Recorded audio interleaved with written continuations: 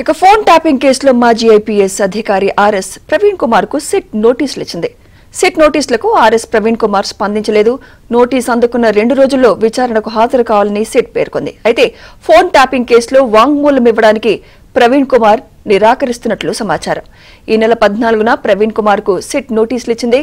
గత బీఆర్ఎస్ ప్రభుత్వ హయాంలో తన ఫోన్ హ్యాక్ అయినట్లు ఈసీ డీజీపీకి ఆర్ఎస్ ప్రవీణ్ కుమార్ ఫిర్యాదు చేశారు.